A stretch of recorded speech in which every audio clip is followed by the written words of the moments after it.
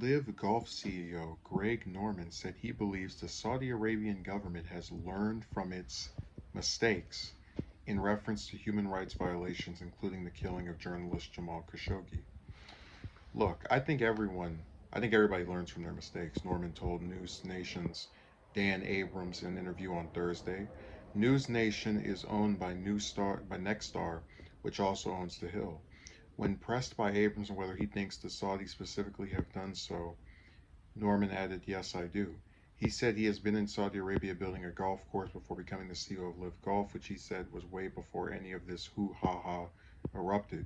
He said the Saudis see that golf is a force for good and as being demonstrated in the country.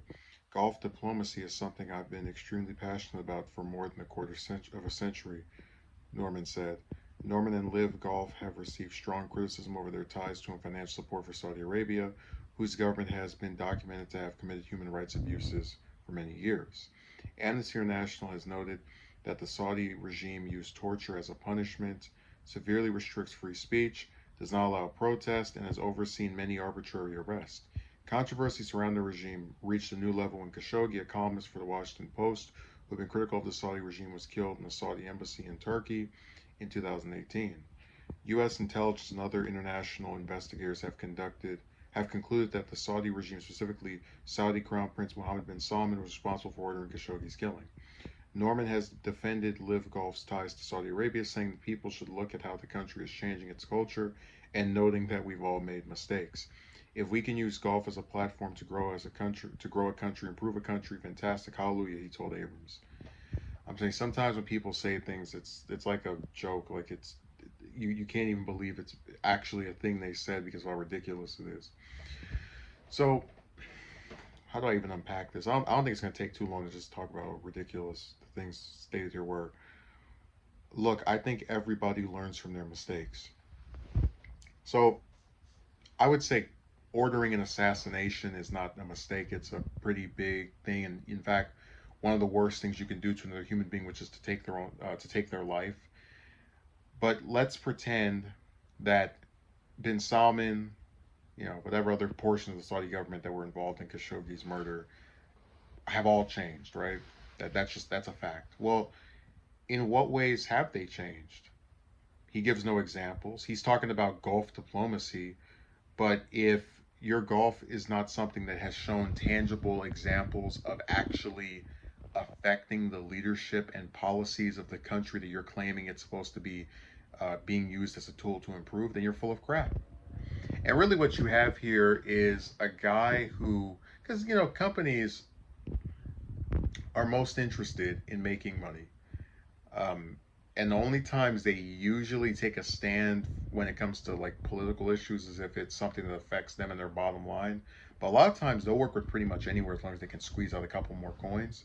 So I'd have a lot more respect for me. Said, look, I don't know what the Saudi government has done. I'm not, me working with them is not endorsing them, but I want to make some money. At least he'd be telling the truth. But don't sit here and act like you're transforming the country because they come over and play golf with you. I mean, by that logic, um, we should never bar ourselves or bar any agency or place from working with somewhere else's government because we can change them if we just keep participating with them.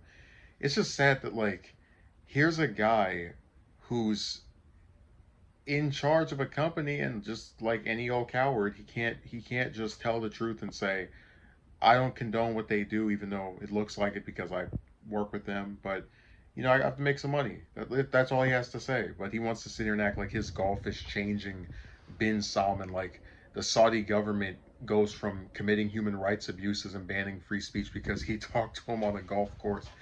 And the stuff he's saying, he calls, and I hope for his sake, because I really don't want to believe people.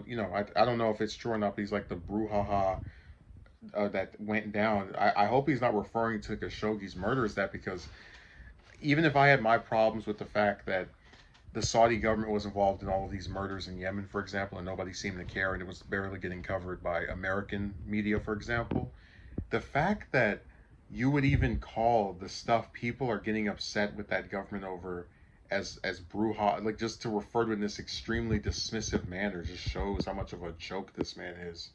Tell you, some of the stupidest people end up being CEOs, and they're not dumb because they run the company into the ground.